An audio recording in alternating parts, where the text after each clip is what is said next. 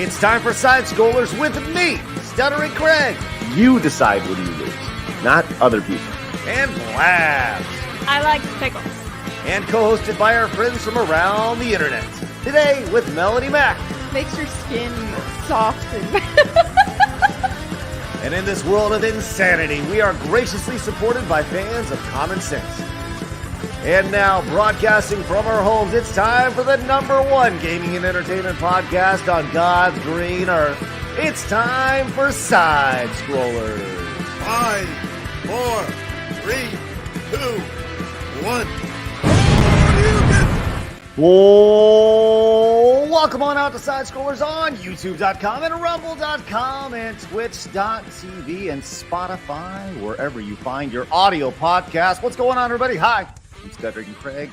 Happy Friday to you. Yes, we've done it. We've survived the Game Awards. We are here and ready to go, and it is going to be a Game Awards-centric show. But first, let's introduce our wonderful friends today, starting with the big, bad bully herself, straight from Guam, Blabs. It's a Bubba Bully Blabs today, actually. Thank you. But also, I didn't survive because I didn't watch the Game Awards. I watched maybe 10 minutes of it. I coasted. But also, I have a mini fridge. Oh, well, important. Thank you. It is so important. I'm a real gamer now. I got a little baby mini fridge. It's so cute. You can't even see it. It's right behind me, though. Well, why don't you just show everybody your big because baby I put it in bully. the box, and it takes 10 years to pull it out of the box. I'm sorry, you put it in the what? The box. The box? The packaging. The box. I didn't know you could have 2 syllables in the word box. Box. Box. Box. Hey, let's introduce Melanie, who's getting over it today. Melanie, how you feeling? Yay, I am doing good. My voice is going to be all over the place today, but it's okay. I've got cough drops on hand. Turns out when you don't give yourself full time to rest for a sickness, it doesn't get better. Well, we're glad you're with us today. Thanks for toughing through it. Thank you. I'm excited to be here. I missed you guys, so I'm stoked to chat today. We have all of the Game Awards to get into, all of them, because there was so much. It was 3.5 hours of good stuff. It was awesome. It was something. First poll of the day, Blabs. Did you enjoy the Game Awards? Simple yes or no. We'll keep it broad there for everybody. Okay. Blabs. A quick reminder, we are live over on rumble.com/sidescrollers. Do us a favor, head on over there if you like the free speech stuff, and which hopefully you do, because this is the podcast about common sense in the gaming and entertainment world, which, my God, it was needed after last night. But do us a favor, hit the follow button over at rumble.com/sidescrollers. We have an X account as well at SidescrollerPod and an Instagram, don't we, Blabs? Yes, and we passed 900, so I don't know where we're at anymore. Please hold. It's okay. 912. Nice. Very good. All right, well, join us over there if you want to see clips of the show and stuff. And of course, subscribe here on this channel if it's your first time tuning in. We're at 59,021 common sense lovers in the video game world. There's a lot of us, and we're growing every day. Our goal is 60,000, less than 1,000 subscribers away. So help us hit that goal and join this amazing little community we have going on over here, which is great. Today, I might be playing a game that was announced last night on the Game Awards, a first-person shooter / team deathmatch / maybe battle royale. I don't know a whole lot about it. A game called The Finals. Have you guys seen this game? I think we talked about it. No, I haven't. It looked pretty cool. Oh, wait, the finals. Isn't that the one with like a million different things going on? They're like you're in a playing atmosphere. It's a first-person shooter game, but it's got a lot of stuff going on. It's very hectic. Right, and people explode into monies and stuff. And oh, wow. Yeah, it looks really fun. fun. It looks absolutely nuts. So I'm going to play that today. Maybe. It depends. My one daughter was sick. Now my other daughter's sick, and she's home from school today. So if we have a visitor, she may pop in as we go along. But we'll see. Hopefully she will not be on camera. I promise you that, because she looks miserable and she's 9 years old. It's so sad. With that said, big week coming up next week. We need to start getting the word out about this. On Tuesday, we're going to have a one-on-one interview with one of the most notorious video game filmmakers in history, Uva Bowl. Melanie, do you know Oh, who it's Uva Bowl is? happening. Yeah, he's made some pretty terrible video game adaptations. That's gonna Yes. be interesting.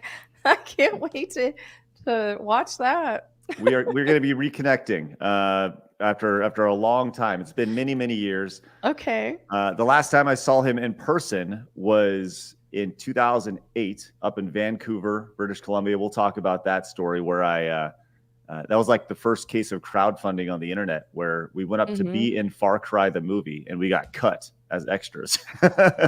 But it's Uva Bowl. I always thought it was Ooey Bowl.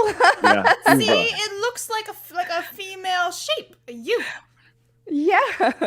She gets me. Sure does, Blabs. That's right. EWE. But that should be fun. Next week, he is the director of games like movies like Postal and Blood Rain, Yeah. House of the Dead, Rampage, Capital Punishment, the Far Cry movie. He made three Blood Rain movies. Just looking at it. They made 3? Yeah. I thought there was just 1. No, they made 3 of them. So we'll get into that. Funny. So we're going to that'll be on Tuesday, and then on Thursday we have another one-on-one interview, and Blabs is really excited about this one. Oh my god, I've been holding on to this for months, but we are going to be having Flick Miles on the show. Now, if you don't know, Flick Miles was Emma Watson's body double in the first 3 Harry Potter movies. So I am like, because she knows all the stuff, right? She was there. So I'm like, hee! So come check me out, fangirling and all that on Thursday. Yeah, Blabs will definitely be leading that interview. I'm going to be like, so you're in Harry Potter. And that'll be my opening question. And then Blabs. Like,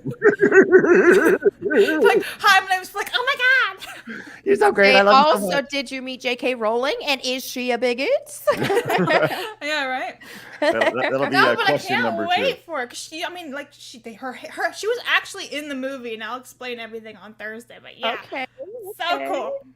Yes, as Don Parker over on Rumble points out, says Blabs in her element. Yes. Like it's going to be a big deal for Blabs. So make sure you guys show up. I love it. You're glowing. I am. I've dude, got I'm to tune in for that one. It's going to be good. Fangirl Thursday. Blake's going to fanboy out, apparently. That's good. See? Yeah. It's actually going to be really cool because she's got all the stories. And fun fact, the part in Chamber Sequence when Hermione turns into a cat, that's actually Flick Miles. Because Emma Watson was allergic to all the makeup and stuff. Wow. Fun fact, that was Flick Miles in the Wow. movie. Look at that. We're Look, getting now a we sneak know. peek. We're getting a sneak peek of what Thursday is going to be. It's going to be ridiculous. No, Yellow Flash. Blab's going to send her the only feet pics for sure.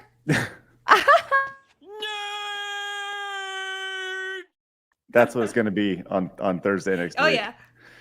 Yeah. Well, Blab, I thought you didn't want to talk about that anymore, No, I Blabs. don't. But I saw that Yellow Flash and that was funny. You don't acknowledge the feet. Hi, Yellow Flash. Bye, Flash. Bye, Flash. Hey, speaking of Flash, hung out with me last night and watched pretty much the entirety of the Game Awards. 3.5 hours of just it was great. Just 3.5 hours of I mean, it was a tough watch. It was very long.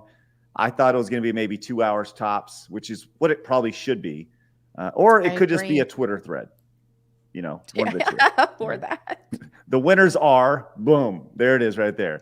And save everybody a lot of time and money. But we have a lot to talk about with the Game Awards today. We're going to get into some games that we're excited about, an update on the Bill Clinton kid, some great metaphors about the show, and some of the best and worst moments of the show.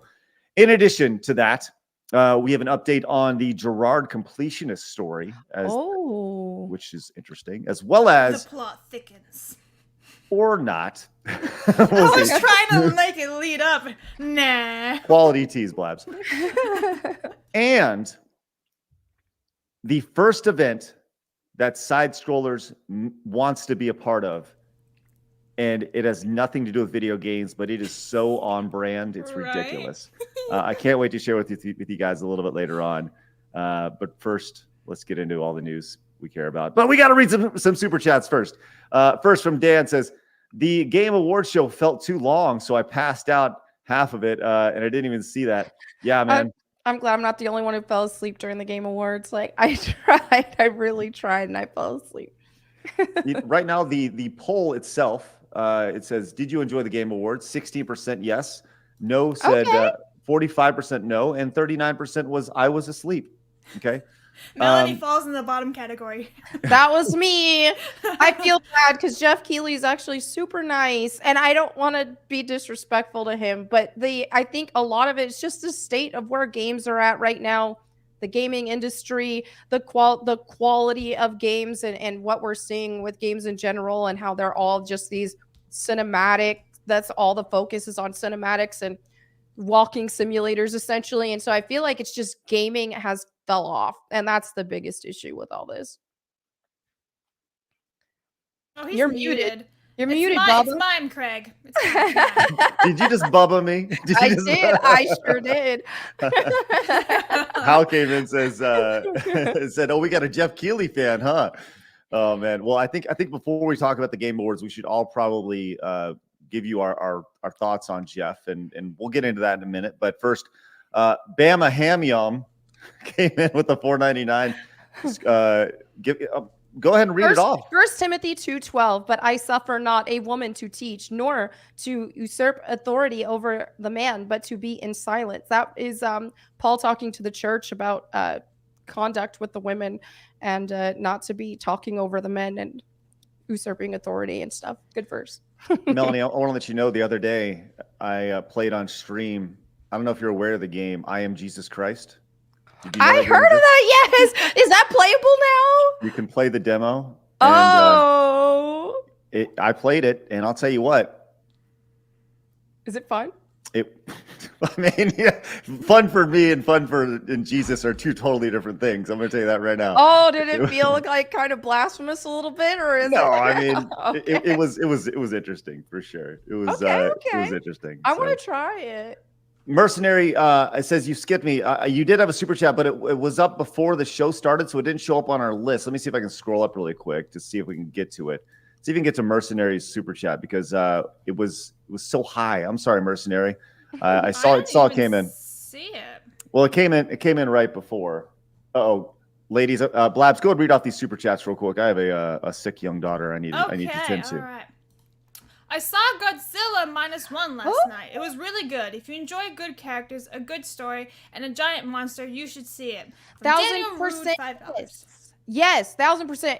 It was amazing. It was everything that I hoped it would be. And when I was tweeting about it yesterday, a lot of people were asking, like, "Hey, do I need to know a lot about Godzilla lore to enjoy this movie? What should I watch first?" And honestly, I think it's an amazing entry point to Godzilla. Even so, you don't even have to know that much about Godzilla, anything about Godzilla, really, to really like that movie. Also, it is disconnected. It's not the same thing as like the American Godzilla. You're seeing Godzilla in Japanese hands as he originally was, and where he belongs. So incredible. The people, the story around the people is the absolute best of any Godzilla, in my opinion. And it's just a really fun and awesome movie. 1,000% recommend. Movie of the year. So you're saying if I walk in there and I've never seen Godzilla before, I'll be okay? Oh yeah, you'll be good to go. You will be good. Interesting. All right, B. Hamilton, member for 4 months. Got this membership from the awesome chat. Look at it. Keep doing the great work. All you do. I enjoy watching daily. It's been a blast. Thank you. Thank you. Boof. Okay, let's see. Alan for $4.99. Alan, have you ever seen that BBC skit where it's like, Alan? Oh my god, it's a chipmunk. Anyway, it's fine. I'll go on. Okay. Autisms are strong here today. Alan says, I wish I could gather all my ex-girlfriends and have a game award since they all just played games with me. Hell. Oh, sorry, bro. Sorry, I've been fucked over like that.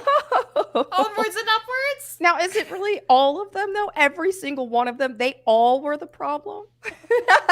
Maybe you just need to find better women. Or maybe it's a you problem. I don't know. Maybe, I don't know. It depends on how many they were. Like, we'll give you the benefit of the doubt to a certain degree. Yeah. Anyway, Mark Smith for $5. My question to you all is: the Game Awards really necessary? It's so corporate now. Oh, I don't think so. I don't think it's necessary at all. I completely agree. And it's the thing about the Game Awards too is I feel like it's just so focused on just the mainstream stuff, just on the AAA stuff mostly. And there's a lot, especially where gaming is now. There's just a lot of gems out there that don't fall in line with that. I'd venture to say that the mainstream stuff isn't nearly as good because it's trying to please everybody. And whenever you try to reach just like, oh, let's reach everybody, let's make this accessible to everybody, let's make our games easier, let's make our games focus more on cutscenes instead of dynamic gameplay, then you're really getting a watered down experience of a game, and it starts to feel more like an interactive movie. And that's why I don't like a lot of mainstream games lately. Games that I get, like for example, Lies of P. I think phenomenal game, right? Mhm. Doesn't fall under the mainstream stuff. That I think that was nominated for like action game or something like that, and it didn't win. I don't even But think it's it just- was nominated in Game Awards. Oh yeah, it was nominated for something. I don't even remember. It was like some other, Was not it not like for an game of Emmy the or year. something like that? Not for game of the year. It was like for a like a smaller scale award. Right, okay. Yeah, but no, yeah. Craig said it best backstage. It could have been done with a single tweet. Everything It just- really could have. And at the very least, like, if they want to put on a show, I feel like an hour, this 3-hour long Game Awards is just like, what the heck? I fell asleep. I would wake up here and there in between and fall asleep again and again. And I was watching because I was like, hey, what if they announce a new Tomb Raider game? I'm not even excited for the future of Tomb Raider, but I still would have to see. Because we were told earlier in the year, oh yeah, we're gonna announce the next Tomb Raider game this year. But I think that was a lie, just like everything else Crystal Dynamics says. So yeah, I spent all that time attempting to watch the Game Awards and not even a Tomb Raider announcement. You know what's funny? You know what's funny about this question? I'm sorry. Thanks for the leniency. I may have to bounce once or two more times throughout the show. No problem. So when you're dealing with kiddos with temperatures, you gotta be daddy. That's the most important thing, right? Family first. But the irony of this question is, he says it's so corporate now, right? And if you look back on the Spike TV versions of the video game awards, which used to be, I bet if you were to look back, and this is just on a hunch, I bet if you were to look back on the Spike TV corporate video game awards, they would feel less corporate than the video game awards today. So I agree. It's crazy. Hey, real quick, look at this. Walking right back in. Sir Neof Strife with 10 gifted Woo! memberships. Yay! Let's go. That's awesome. Mm. Let's get on that. Blaz, do we have any? You know what? Play some music. Play some. He never gives me a heads up. He's just like, play a funky music. Play white some girl." music. There we go. The character selection screen. There we go. Oh, we're almost done with this wall over here, by the way. We're almost all the way to the wall. Oh, Brandon Blair wants Feed the Ducks. I think this is stolen Feed from the Ducks FNT. was great. We'll get This the- is from FNT, isn't it? This is their thing. What's that? Feed the Ducks. This one. Oh, that's One where it FNT. sounds like it's a good time. That was the last. Is it? week. I don't know. I think it is. Thank you so much, Sir Neof Strike. Appreciate that. God, it's awesome. B. Hamilton came in, says, got this membership from the Yeah. awesome chat. Look at it. That one. Oh, I well, just he left didn't there clear it for off. you. We did I not wanted love you it. to see that we got a membership. Oh, okay. God, Craig. I love that. Matthew says Uwe Boll was interviewed by Alan and Chris of Film Threat. It was great. Well, I'll need to go back and watch that interview. It's a little prep for. How do you pronounce that last name? I was about Alan to ask you that. Is it Ng? Ng? That's why I said Alan. Alan. Like you could say that in one word. Alan. Maybe is it like is it just abbreviated and his name is actually really long and he just doesn't want to bother using it? I don't know. NG? Alan Is the NG? G silent? Is it just Alan? Yeah. Well, Alan Eng? Ing? that's It's why I Ing. said. That's why I Ing. said. Oh. Alan Ing. Alan Ing. Listen, Melanie never seen the whole Alan video. Have you seen it where on the BBC like years and years ago? It's like this little chipmunk and he's like Alan, Alan, Alan, Alan, and he's like maybe his name was Steve. He's like Steve. Have you seen it? Push-ups came in, says no for my birthday on Sunday. Can you stream TR2? Damn. We'll see. I mean, first of all, Tomb Raider 2 is extremely difficult to stream right now because of the ports are just trash. And trying to stream that. Also, I am like holding out for February for I'm not playing the classics until the the remasters come out as well. And also, I usually don't stream on Sundays. So that's usually a day off. But I'll say we'll see, but I'm just going to tell you no. There's a greater than zero chance. It's no. Yeah. That's nice. But By the happy way- birthday. No joke. That's awesome. It's great. Mercenary says his super chat was, I was at work last night, had to miss. How bad was it? It was just a slog to get through. I think that's the best way to describe 3.5 hours of the Game Awards, which once again, we're getting into everything here in a little bit, but thank you, Mercenary. Appreciate that. Cole Lake came in, says, am I too jaded with the current gaming industry that I was not excited for anything saves for No Rest for the Wicked? Probably. And I think that's okay that you're jaded with the current state of the video game industry. So, Oh, yeah. Blake came in and says, already fanboying with that bit of Harry Potter trivia. Let's go. See? Jaximus Prime says, Craig, you need to get drunk for watching that shit show. Felt like it, man. If I would have taken a drink, I'll tell you, we had a bingo game and we had several bingos throughout the night. The bingo board filled up, and some of the irony of playing bingo with the Game Awards was that several of the ones that I thought were sure bets, like pronouns, like that was not You thought done someone was throughout the going to night. walk up stage and be like, hi, my name's Leslie, she, her. I thought for sure someone was going to introduce themselves to the pronouns, or I Wow. thought that maybe a lower third would have a pronouns or something on them, but Oh. they did not. So Blake says the Game Awards felt rushed. Oh, I thought that was it Grand felt like Theft it was an Auto. eternity to me. I wish they rushed it. Yeah. Oh, that's GTA. Yeah. Viper came in and says, I was at work until 10 last night, so I didn't watch a single minute of the awards and had no intention of watching a replay. Well, if you do, the entire replay of me and Flash watching it is available on the channel. So you can watch the entire thing in double speed and, feel like you didn't waste 3.5 hours. You'd only waste an hour and 45 minutes, which is good. So Steiner Math came in and says, we all know the Game Awards are a joke. The Last of Us 2 won Game of the Year a few years ago.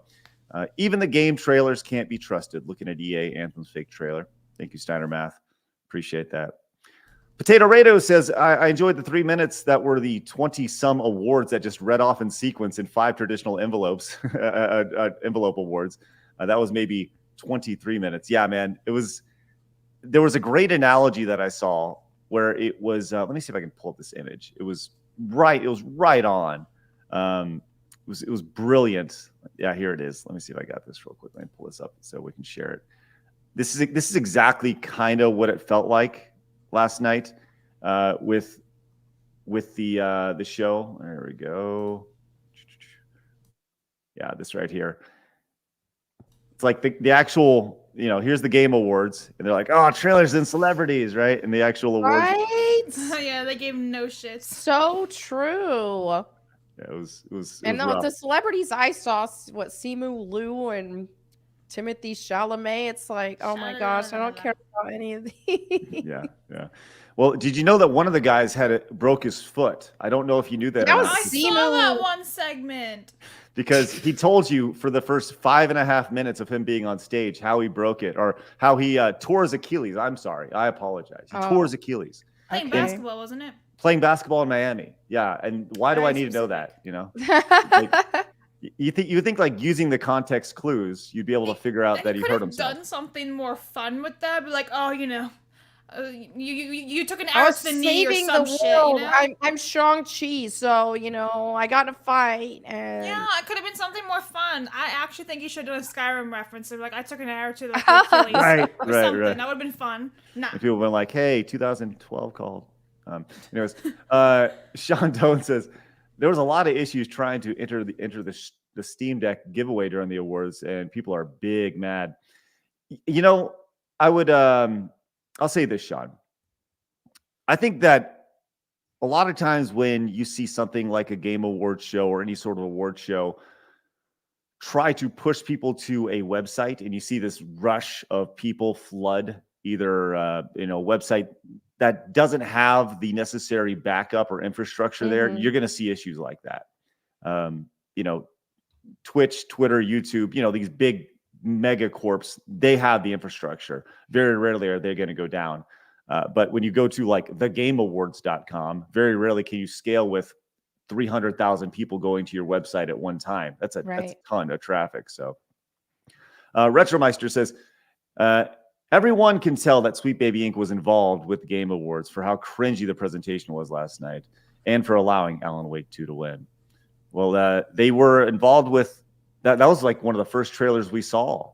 There was a little bit of black girl power in one of the first trailers. And it's like, once again, I don't care. Like, just don't make it her entire identity. You know, just make it a fun game. And a game called Alan Wake. I mean, Alan, he's supposed to, the main character, it just feels like this is happening way too much in a lot of properties in general, and Marvel and everything else. It's just like, let's have this dude, this main character, be overshadowed in his own game by a woman usually. So, yeah.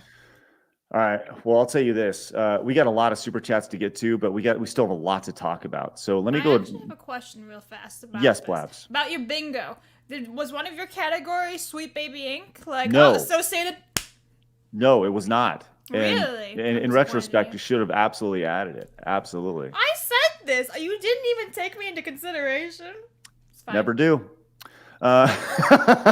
Matthew came in with the 50. Matthew came in with the 50. Says, why do you need a video game awards? Video games are opinion-based. You might like a game that I don't like and vice versa.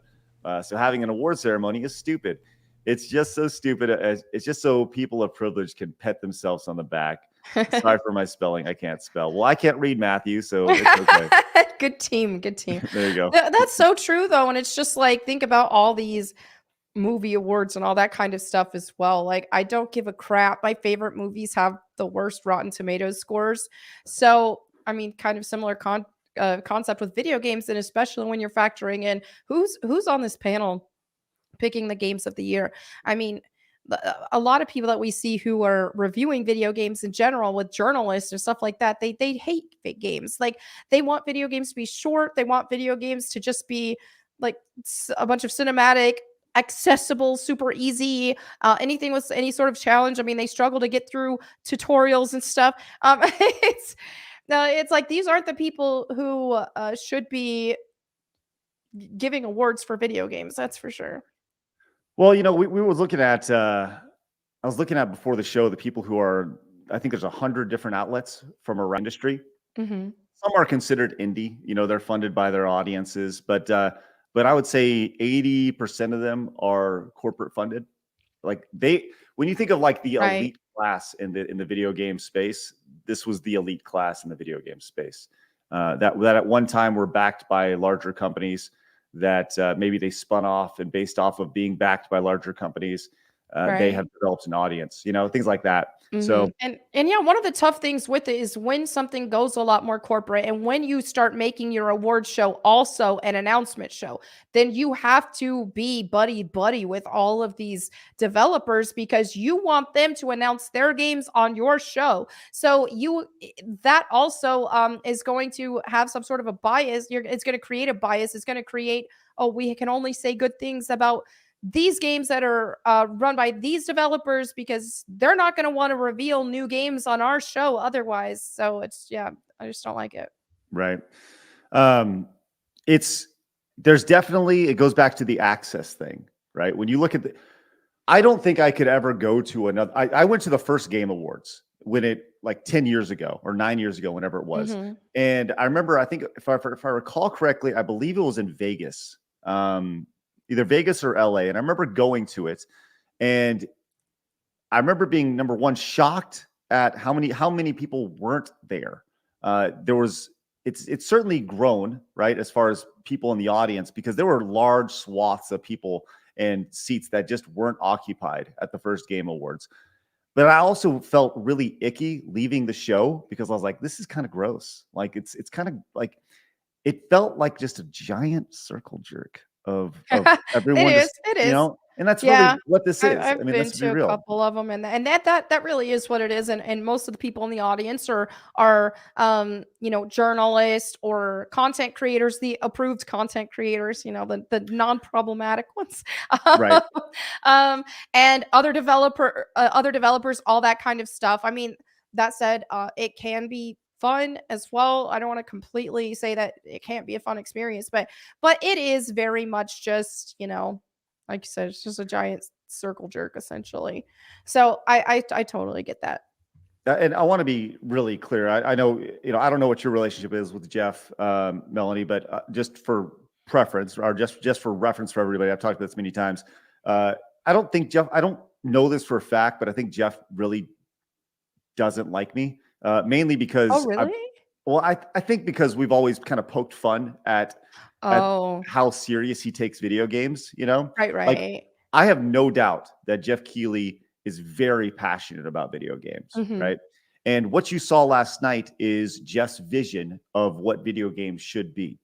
And that's what you see every year. It's Jeff's show. Jeff is the Right, guy. right. He's the executive producer. He's the guy who fronts the money. He was the guy who put the first show up. And I'll say this. I've said this many, many times. I admire Jeff for taking the leap and saying this needs to happen, Right, putting up right. his own money. I think it's very admirable. With that Yeah, said, it's not needed. I totally see what you're saying. I've worked with Jeff a couple times. I did like a YouTube gaming show with him at E3 once, and then I did do like an ad spot with his Game Awards once. And I will say, super, super nice, super easy to work with. Mhm. He definitely, like you said, he is very passionate about video games, and I do think that he is really good at putting together a show and running a show. That said, it's not.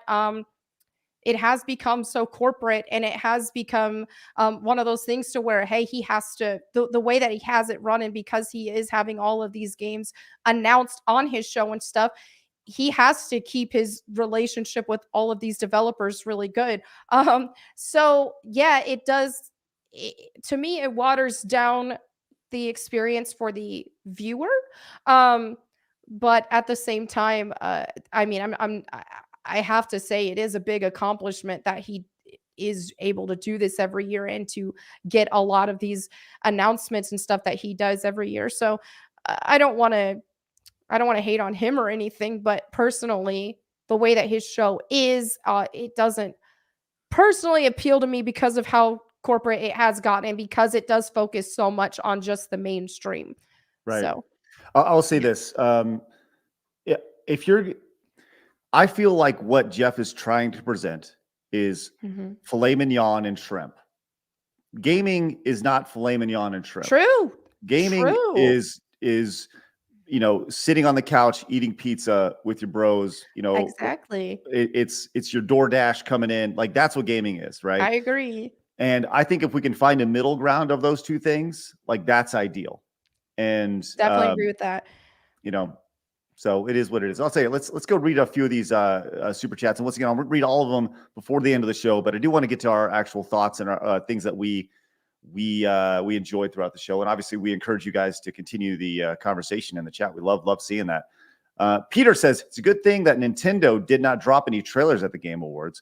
Why go through that clown show when you have a Nintendo Direct? I doubt that anyone from Nintendo bothered showing up at the Game Awards.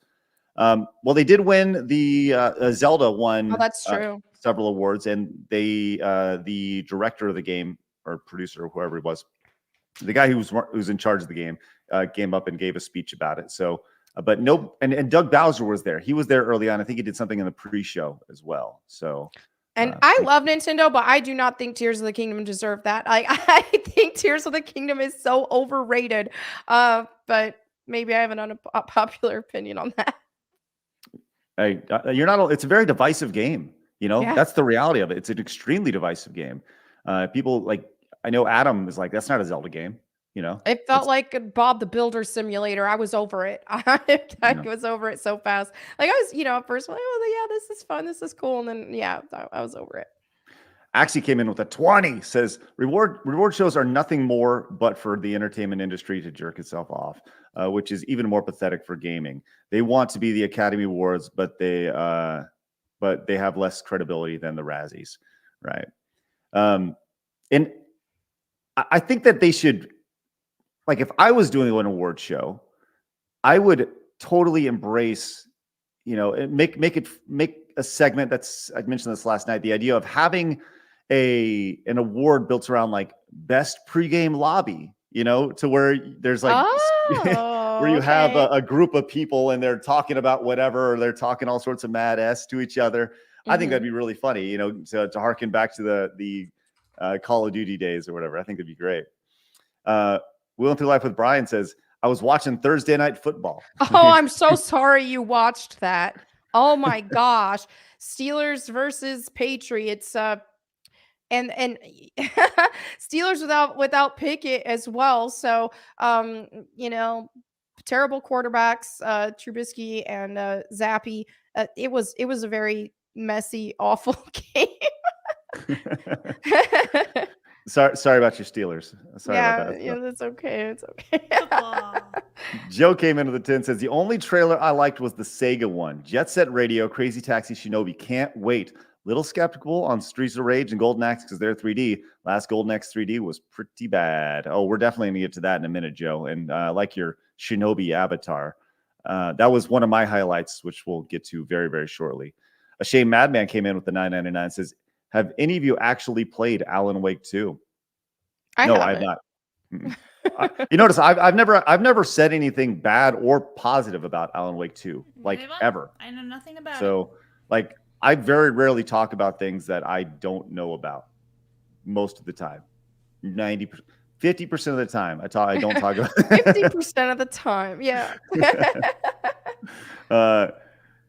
Gavin came in with the 10, says, I watched the Game Awards on Synthetic Man's channel, and it was boring and a waste of time. I got so bored and went to play some Hearts of Iron 4 and Arma 3. Hey, thank you so much. Appreciate that, Gavin. And yeah, I think a lot of people felt the same way. It was a slog to get through for sure. What interested me was that they were actually sending super chats to the Game Awards YouTube.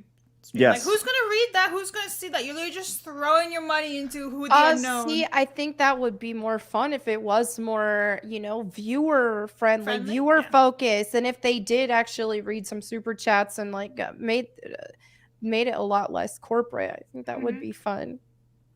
What I think they were doing with the super chats on the bottom was people were posting their Discords. And oh my! Right. Wow. It's funny.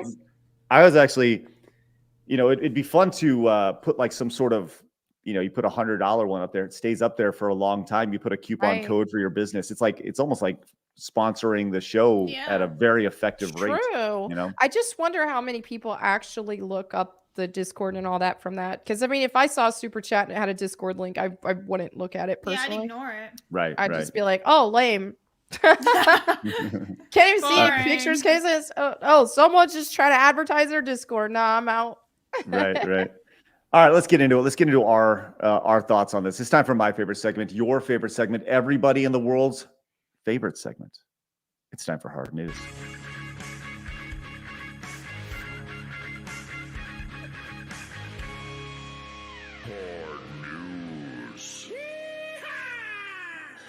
That was also much lower than it usually is. That's okay. Thank you, Hard News. That's only me because I lowered the audio for the other one. Yeah, that's okay. No worries.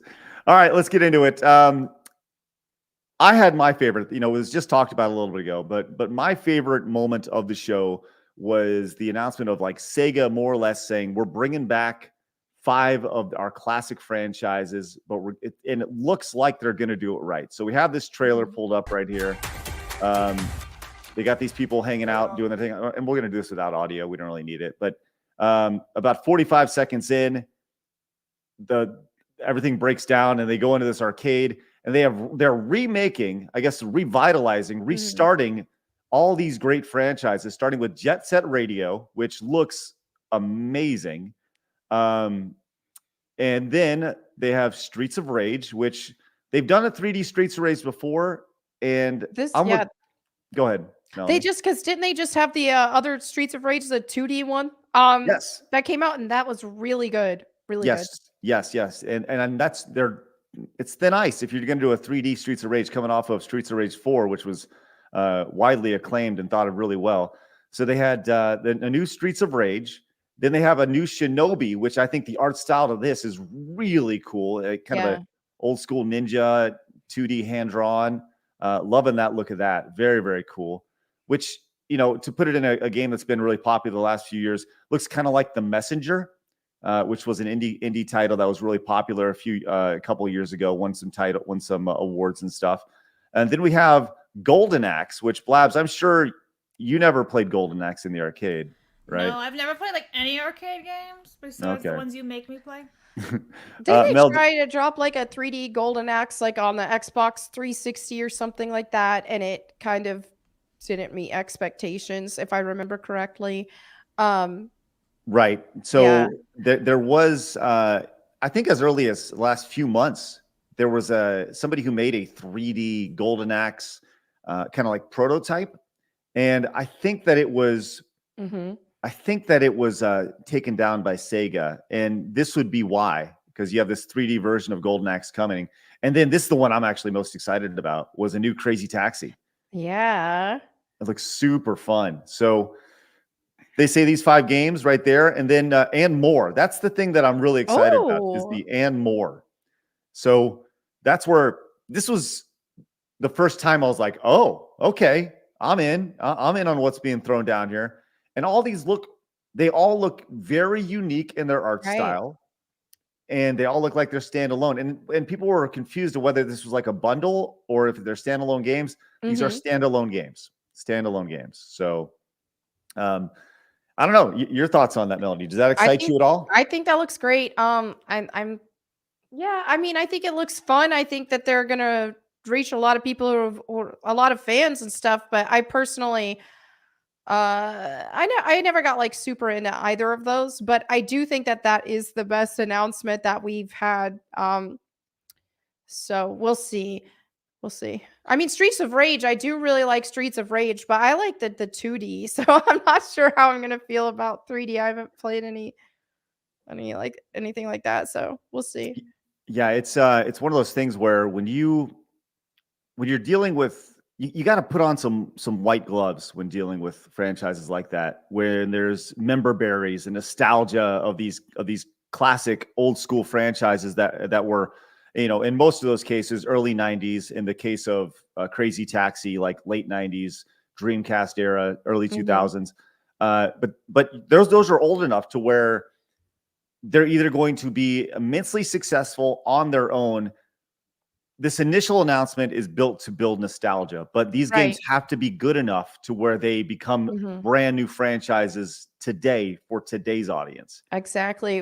But one thing I do like is that, I mean, these are video games. Like these aren't like we're seeing everything else that's just like, oh, okay, we're going to have this grand epic story and cinematic visuals and the story be the main focus, and you're going to watch a bunch of overly expensive cutscenes that took most of the game's budget.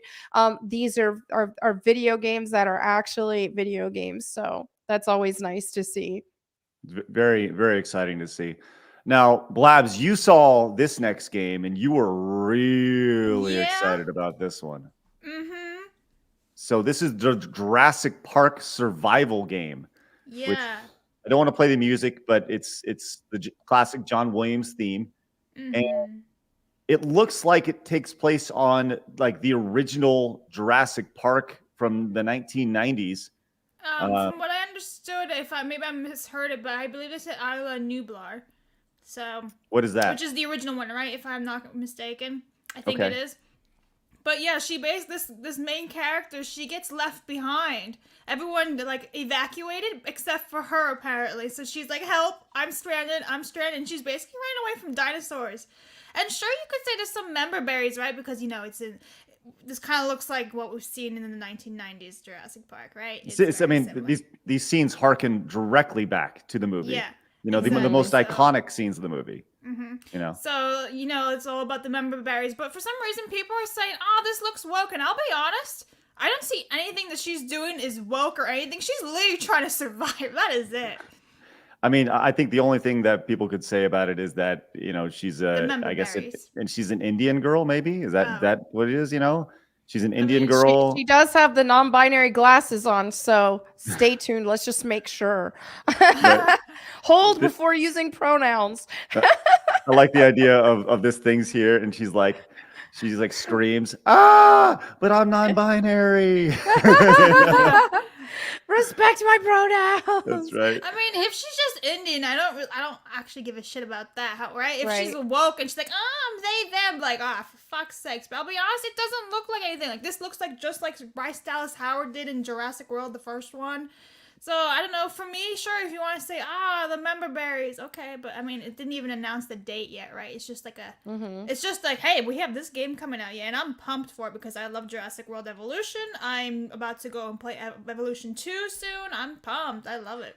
I think that, like, once again, I don't care what race, color, character, gender, whatever you make your lead character. Just make the story interesting, and don't make that their identity, their entire story. Right. And I don't think in a situation where you're getting chased down by dinosaurs, you're going to worry about a whole lot of that. That's just my thoughts on that, Right. Especially if this is taking place in the 1990s, That'd be so cool. We'll see. I hope it's great. I want some really cool game to escape to. That'd be so awesome. Why not with dinosaurs, right? Like, yeah, I mean, I love dinosaurs. That's always fun. I just really would want to see some gameplay because, right now only seeing just a cinematic, it's just hard for me to really get an idea. Right. Well, so let's get to the actual awards here. The game of the year was Baldur's Gate 3, which I think most people agreed with. I respect that. I mean, I didn't get into Baldur's Gate 3 or anything like that, and I have no intention of playing it, but just everything I've seen from it, the fans are really happy. It looks like a very polished game. So, I mean, I think given everything that was nominated, it made sense. Alan Wake 2 also had a very big night, winning several awards, which, people weren't super happy with that given where that was. But Baldur's Gate 3, then Hideo Kojima, one of the real kind of crazy points of the night, you knew Hideo Kojima was going to make an appearance because Jeff Keighley can't have a show without Hideo Kojima. And they announced his new game experience called OD, which my first thought was like Odie from Garfield. Odie, I love Odie. I thought when you say so OD, I think cute. overdose. I'm like, huh? Well, that may be there's not really a whole lot to what they announced. They just showed some crazy faces, and then they brought out Jordan Peele, and talking about like a circle jerk. That's pretty much what it was. It was like Jordan Peele going like, Hideo Kojima's a genius. Hideo Kojima's going, oh, Jordan Peele's a genius in Japanese, and that's pretty much. And then Jeff Keighley the entire time just slowly unzipping their pants and waiting to go to town. I think Kojima is overrated. I think that his Death Stranding game, it's just quite literally a walking simulator. It's like, yeah, okay. The father of Metal Gear Solid, I get it for those who are huge like Metal Gear Solid fans and stuff. Like last week, I got in some debates with people about I'm more of a Splinter Cell girl, but just saying, he's definitely got vision. He's definitely good at coming up with very dynamic, weird stories and all that kind of stuff, which I can appreciate. But at the same time, like I said, last game being a walking simulator, and I don't know. I'm starting to think he's definitely overrated. Well, something to keep in mind is I don't think that he's on the same level as like a Shigeru Miyamoto, right? Somebody who has shown that you have the creative energy to create games and experiences outside of one certain genre, right? And you look at all the games that Miyamoto has been attached to, obviously Mario, Zelda, Samus, Metroid, Pikmin. These are all wildly different games, wildly different genres in the gaming space, all with their own success. And I think that Hideo Kojima really, really knew the Metal Gear lore franchise. I mean, it's his, right? So he was a masterclass in that. And his other games, not Death Stranding. Is it Death Stranding? Is that what it was? Death Stranding, yeah. Or the walking, the walking simulator with the babies. Like that was, you either loved it or you hated it. And Flash said this last night, and I agree. He should just make a movie. Like That's how I feel. That's based. I agree with that because it's just like I think when it comes to esteemed like video game geniuses, then they need to be there needs to be a big focus on the actual video game element of it, not just, oh, here's this grand story and the crazy visuals and all that kind of stuff, because there is a big difference with being an artist creating a video game versus just a good story. And I think we're losing a lot of that in the industry, and I think that people like him are actually partially responsible for why video games are in the state that they're in right now, and they're not focusing on being actual video games. They're just putting too much attention on stories and cinematics. In addition to that announcement, Matthew McConaughey visited the stage, and he talked about a game called Exodus, which was kind of like Interstellar, the movie that he was in. But he came out and he was like, I know everybody's expecting me to say, all right, all right, all right. He's like, but I'm not going to say that. Instead, I'm going to say beep, beep, beep, like a Pong from the 70s, you know? And it's like, Yeah. like, look around you, dude. You know, like, come on. And it went over And like no a wet one got fart. offended? No, it wasn't beep, bop, boop. It was not. Yeah, but it was still Gina Carano. worse. It was beep, beep, beep. That's far worse. That maybe we should have marked off pronouns with him coming in with that. The final trailer, the final world exclusive. Oh, yes, pew pew pew. That's what it was. Solar, thank you. But the final world exclusive of the night was, I think, a big dud. Usually, you want to have this big hurrah at the end, and I just have a gut feeling that Keighley was hoping for something better than Monster Hunter Wilds, which is just, you know, it looked like a Monster Hunter game. And I'm sure he had something lined up, and then they just scooted Monster Hunter to finish it up. Right. So outside of that, you know, from a gaming perspective, there was a lot of people who were upset at the general thought of how long the Game Awards gave the award winners the opportunity to speak, which this was at the very, very tail end. This was, I guess, trending over on Twitter. This is 65,000 likes. Is a video over here after Baldur's Gate had won the game of the year, and they're in the process of dedicating the award to a member who had recently died.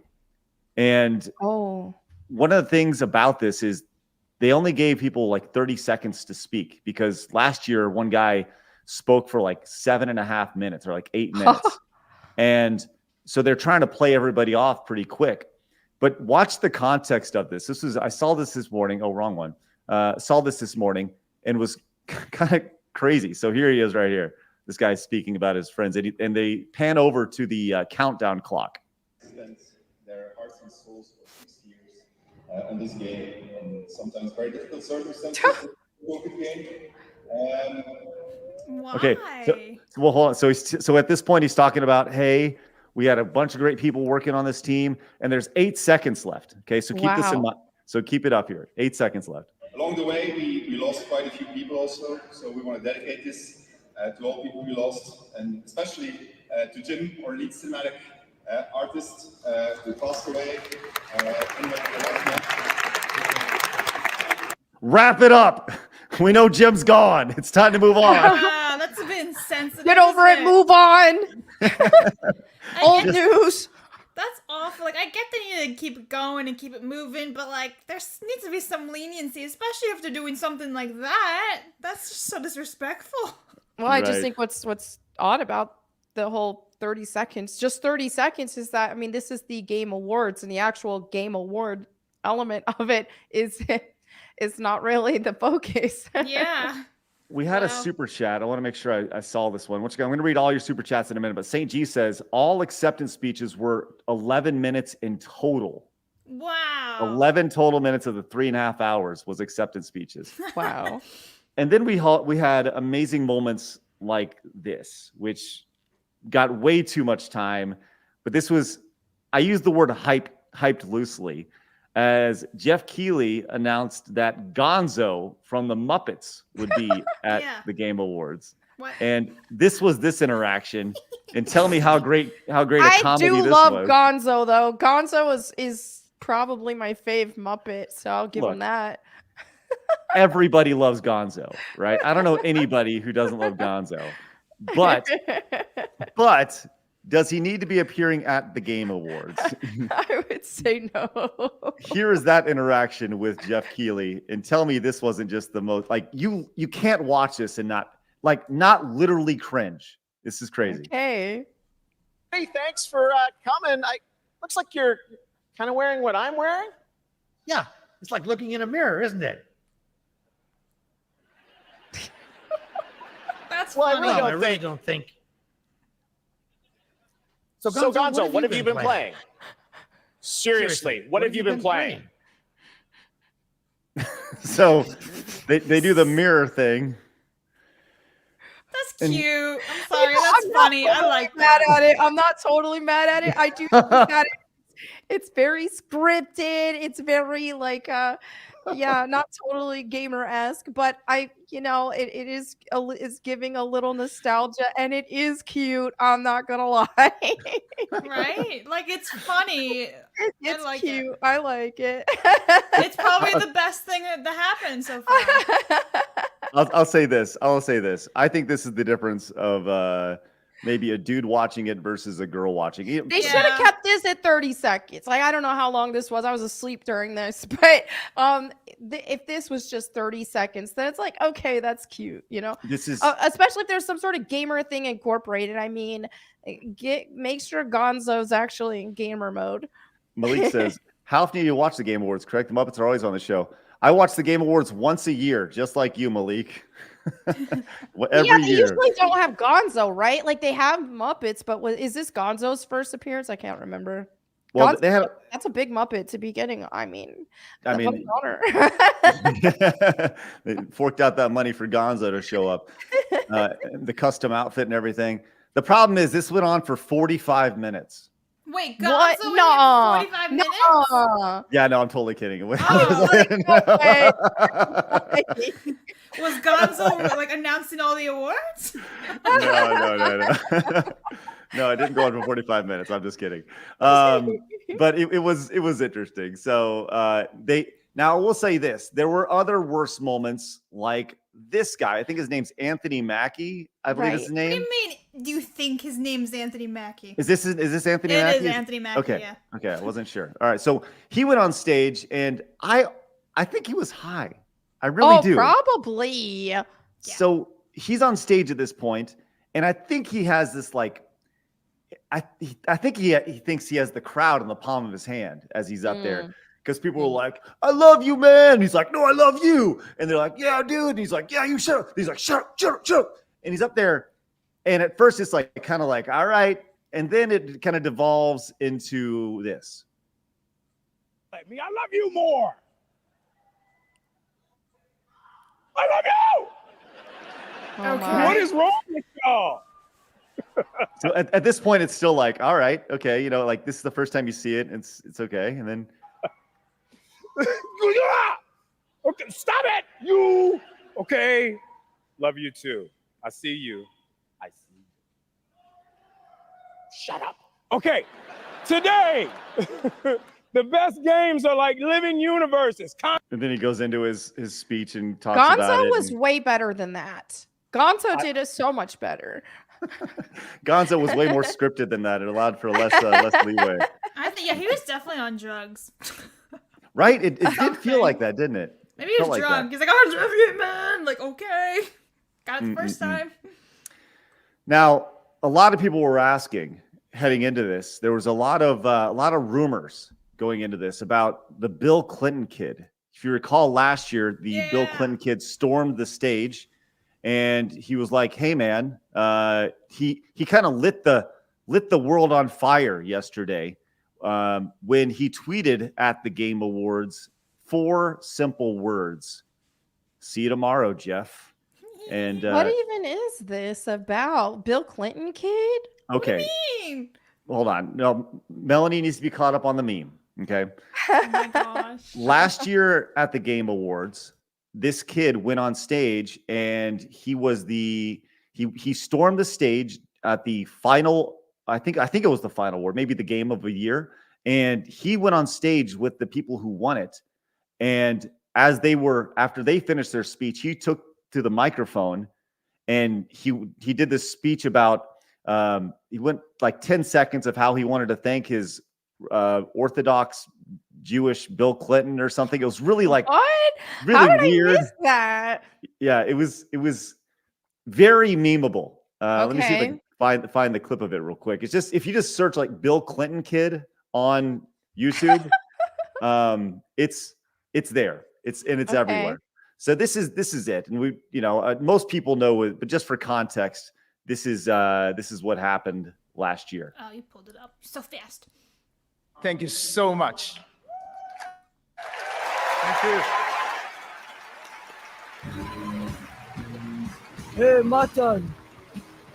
Real quick, I want to thank everybody and say that I think I want to nominate this award to my Reformed Orthodox Rabbi Bill Clinton. Thank you, everybody. And everyone's just kind of like, Huh? what just happened, and he's kind of like I don't know, I guess would consider like a prankster. Okay. I guess he shows up and I don't know, I don't really know how to describe him, but either way, he's a young kid and he tweeted out, "See you tomorrow, Jeff." So a lot of people were like, all right, things are about to go crazy.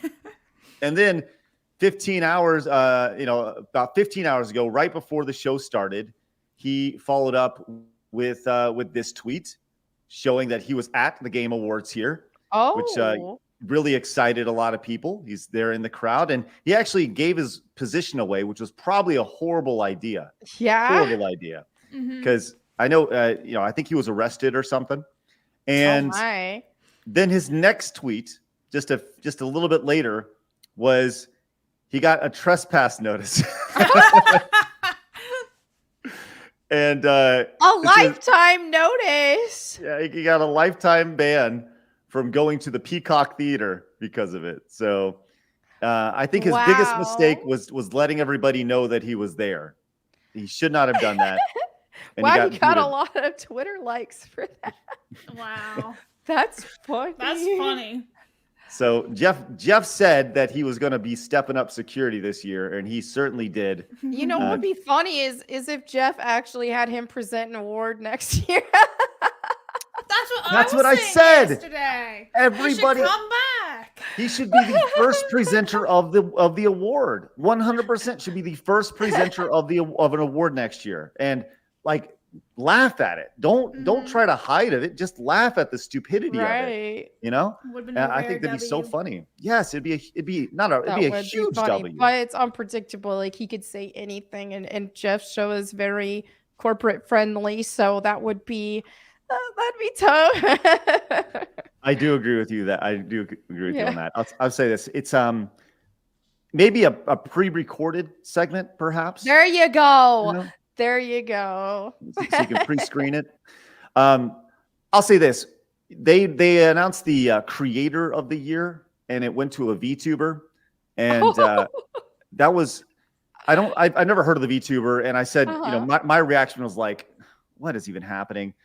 And the VTuber, it was a pre-recorded statement. And they're like, I'm so happy it's my team. And I'll tell you what, man. People were like, what? How dare you say anything about this VTuber? And it's like, you don't even know if that's actually a girl. Like, you don't you don't know anything about this. Like, you're championing an avatar that may be a female, that you think is a female, and that's the thing about the whole VTuber thing, which I just don't get. It goes back to these parasocial relationships that people have with these avatars, and it's crazy. So I don't know, man. I don't know.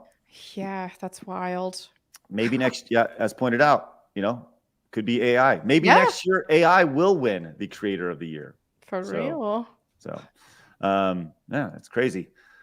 So overall thoughts on the Game Awards, way too long. I think that it could be summed up in one Twitter thread. I think they need to give the opportunity for people to speak a little bit longer. And I think that they would probably do pretty well to just post them as individual videos on like a channel or on Twitter. I mean, it's not necessary, just like E3. An award show is not necessary. But it's going to continue because it's one of those things that the video game industry loves and desires. You know, maybe next year, side scrollers can sponsor the Game Awards, and we can get like some sort of advertisement on it.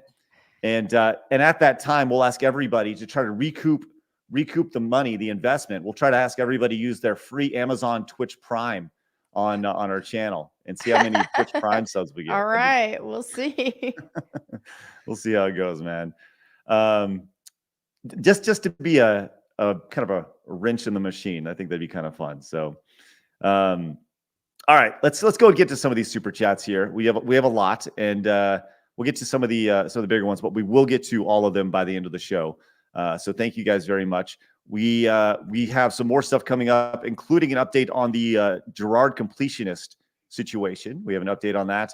And also, speaking of events, we're going to get to the greatest event possibly happening in the entire United States, which I want to be attached to. But first, Darian came in with the $9.99, says, with the Jurassic Park game, I think the wokeness is in the character. The game looks great, but I would have preferred a character from one of the movies. I don't like the SJW. Okay, but with that, then you have the risk of ruining that character. So why not create a whole new character?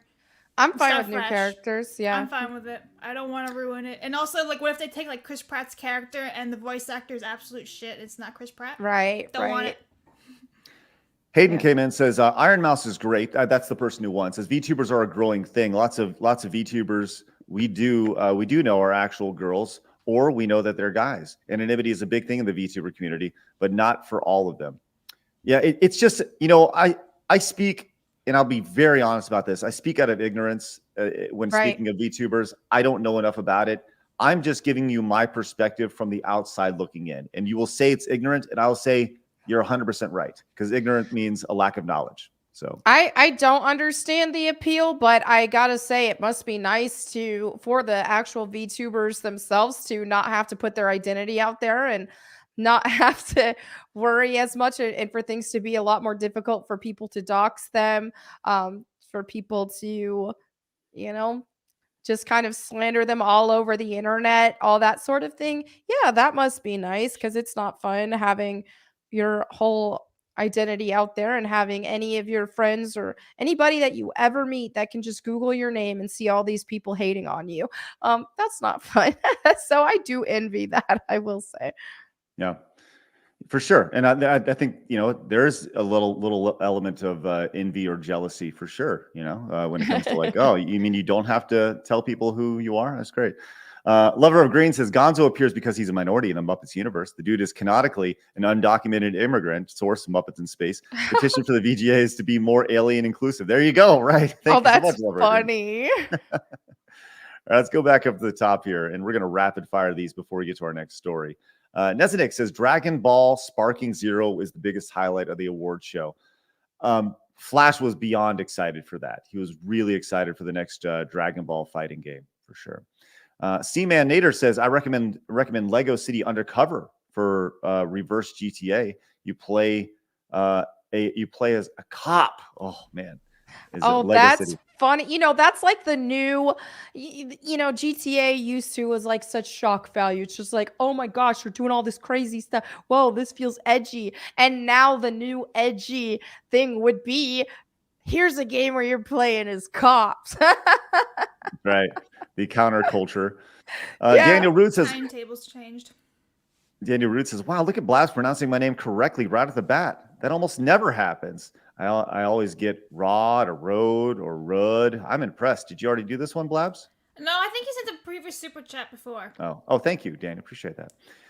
Darren came in and says, thank you so much, Melanie Mack, of her thank you so much, Melanie Mac, of her Holy Bible reading. My Filipino wife and our son and myself enjoy your readings of the Holy Scriptures. Thank you. That's so sweet. And look at that beautiful family. Thank you. That's so sweet. That made my day. Thank you. Everyone, go head on over and subscribe to the Bible Time with Melanie Mac YouTube channel, which is great. Yay. Nezanik says, it's funny how Spider-Man 2 didn't win a single award. Well, I was it think even that's a hilarious. game? And I love that. I love that it didn't win anything, I will say. I love it. I mean, I've not played it, right? So I can't really judge it, right? But from what I have seen, it's just an interactive movie. Right. It's just definitely not for me. Alan says, Craig, love that hoodie. What brand is it? Ellen. Alan, this is Is a that a free PUBG hoodie? It is. It's a PUBG hoodie. Okay. Yeah, I got Okay. it for free. Do you have this one? No, I don't have that No. one. Yeah, I it's was a like, we could PUBG be hoodie. twinsies. Limited 1 of 1. This is 1 of 100 that was given out. I got number 1. Wow. Look at that. Yeah, Okay. pretty good. All Felt right. pretty cool about that. I know. Oh, cool. Hey, You got a hoodie. I know. That's why I always give PUBG 1,000 out of 10 rating for the hoodie. I've There been you compromised. go. Yeah, I mean.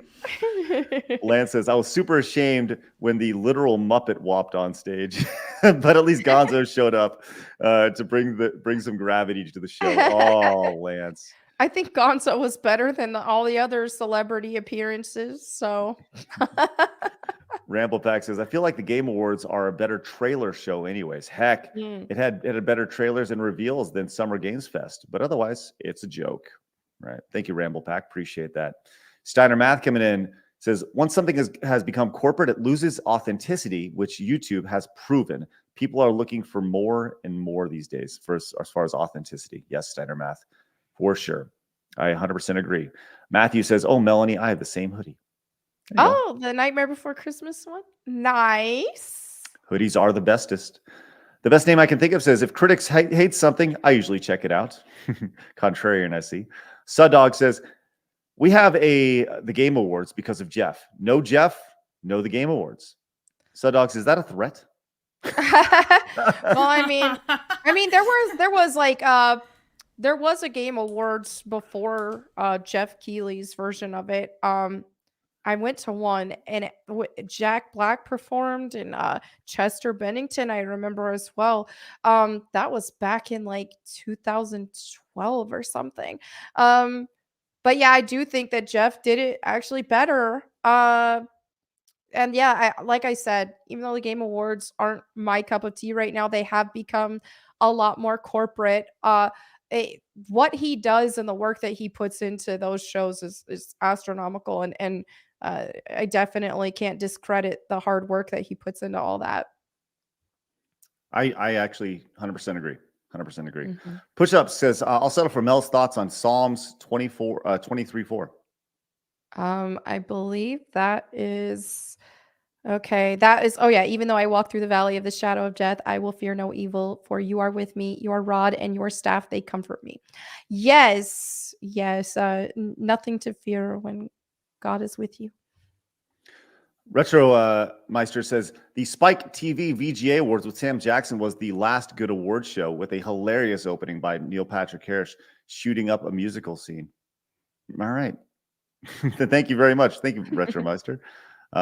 Ramble Pack came back with says, Keeley likes games, but he is biased towards print journalists, the LA clickism, and Gen Xers' desire for legitimacy modern gamers don't need.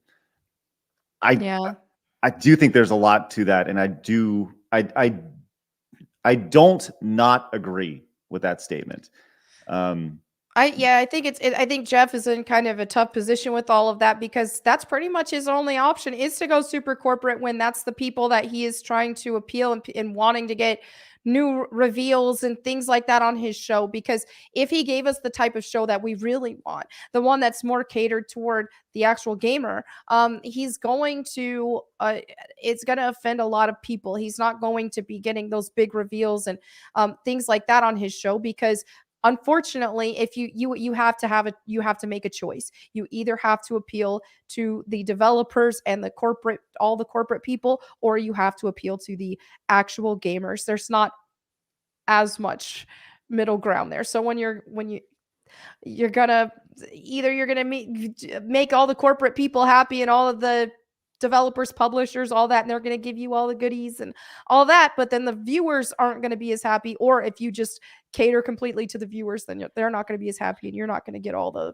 special things. So he's in a tough spot with that, I think. We should do an award show just to compete with it, right? And do a Side Scrollers award show, and it's just called like the Gamer Awards, not the Game Awards. The Gamer Awards. I like that. So you do the Gamer Awards, and it's all voted entirely based off of the gamer. There are 0 sponsorships. There are 0 trailers, and it's all built around the awards themselves and the companies and the people that build them. That would be interesting. Have you seen Mega 64's Todd and Aaron's Game Awards? Of course. Yes. I love those. Yes. Blackjack says gamer is a cringe term. Yeah. Yep. Well, I mean, being a gamer is inherently kind of cringe sometimes if you really think about it. Same thing with like being a content creator. We are inherently cringe. There's you can't be a content creator and not be cringe. It's just impossible. There's some level of cringe that's attached to it. It's just what it is. Right. I'm right. I'm putting notes down. We're on the internet in gamer hoodies and we're like 30s and 40s. Are we doing like the cringe award? Just embrace it. Yeah. Just embrace it. Yeah, you just gotta embrace it. Exactly. That'd be a really funny category. Cringe moment in gaming for the year. You know, they got these nominees. It's like, oh, that's awesome. Gonzo and Jeff Keighley. No, I'm just kidding. Elson says, thanks to whoever gifted me a membership. Thank you, Elson. Appreciate that. And thanks to the person who gifted it. Mr. Caseman says, I enjoyed the Game Awards only because I was hanging out with you guys. More watch togethers in the future. Oh, look how nice. Thank you, Mr. Caseman. Yes, we will definitely do more in the future for, notable events for sure. Blake says, Craig, bring back the Saggies. That was the shitty ass Game of the Year awards. That was an actual thing I did in Screw Attack back in the day and gave awards to the worst companies and worst games of the year, which was super fun. Dan says, I like the 5 Sega game trailers. That was cool. Me too, Dan. That was my highlight. Isn't like the Saggy then basically the same thing as the Razzies, whatever they are? Yes, more or less. Yeah. It was the Razzies. Yeah. It was the Razzies for video games, which I think needs to happen. Yeah. McKinney says, I lost it at Jet Set Radio. The concept of love is coming home. There you go. Hey, it's a deep cut. And if you like Jet Set Radio, then I like you. It's good. GRP60 says, Melanie, I like how you say, go away, Baldy. Go away, Baldy. Oh, yeah, that's in the Bible. That was the youths that got taken out by a bear for saying that. Go away, Baldy. Like, when I left to help my kids, is that what you said? Oh, yeah, that's exactly what we said. Yeah, get out of here. Baldy. Fuck off. Get out of here, Baldy. Napalm Stationary says, my favorite moment of the show was when I decided to play Assassin's Creed Unity instead. Oh, that's funny. Unity, interesting choice. Interesting. MCRR says, as much as I love the OG Phantasy Star series, it wouldn't be profitable and creatively viable for Sega to make a new single-player game. Correct. Games as a service have taken over. Upus says, Sega is trying to see what sticks. It's nice to see Sega doing something else other than Sonic, and that's coming from a Sonic fan. Love that, Upus, and I agree. For the Emperor says, she is flat as a board and on front and back. And I'm sure that for the Emperor. Sorry about the Jurassic Park character. Yes. I will say not every female character in a game or any media for that matter has to be a voluptuous character. Yeah, it's like, come on now. If that's like, not her thing, right? That she's like a tomboy twig thing, whatever. If you're bringing back a character like Lara to be, but not by... I'm not saying that every single, I think that there is a bit of an overcompensation that some people want to see. And it's like, no, not every single female character has to look like I'm going to say something polarizing here. I think people are getting way too picky lately with games. Like, they're like, oh my God, it's so woke that you constantly have to find something wrong with characters. Like, if it's a brand new character, but now we know nothing about this girl. Perhaps it's like a completely made up character, or you can pick your own character, and that's just a generic template they use for the trailer. Right. But like, guys, don't overthink everything. Like, what if the game opens and she's like, listen, I know this is going to piss everybody off, but January 6th was an inside job. Who knows what is going on? Like, calm Classic down. work. This also appeals to like children and things like that. You don't need a woman that's like, oh, run away from the velociraptor. She's bouncing all over the place. That's not necessary. It's just, I feel like people are just going way too into it lately. Like, calm the fuck down. Like, come on, dude. If the game is shit, call it shit. I'm just imagining her running from. She's over here running from a velociraptor. She's like, but there were so many FBI people on the ground. Only one person died, and she was part of the protest. You know, whatever. It's like so caked up, cheeks clapping, running away from. Hal says Hideo Kojima is the David Cage of Japan. Thank you, Hal. Appreciate that. Alan came back with the 499, says life always finds a way. Also, Metal Gear Solid 2 is one of the best games ever. Make a movie. I agree. There you go. Thank you, Alan. Appreciate that. Diz the Jizz bot says great ad for the Wrap It Up box. Thank you for that. And Mercenary says Nintendo did it better with Star Fox and their stream. They didn't have a stream last night, I don't believe. I'm positive they didn't, but Peter came in and says, my headcanon is that they tried to get Kermit, but Keeley was told by the Muppet guys that Kermit has standards. Oh, no Kermit for you. Hal says Mackie was doing some coke scenes from Corky Romano. Yeah, I'll tell you what, man, he was wild. Cole says all the IRL actors were weird, almost like they haven't had a job in 6 months or something. There you go. We went crazy. Like, I can't work. What do I do? Coke.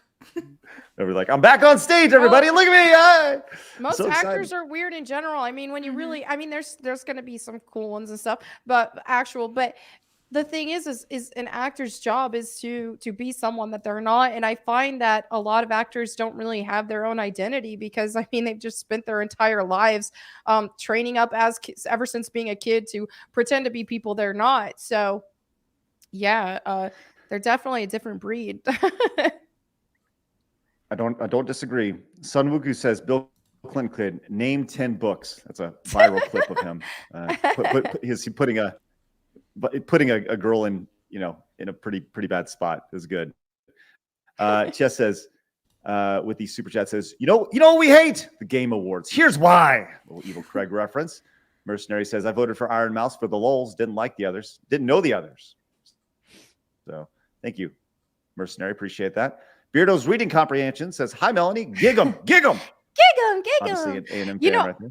I will say I would rather a VTuber have one than like a drag queen streamer or something. Right.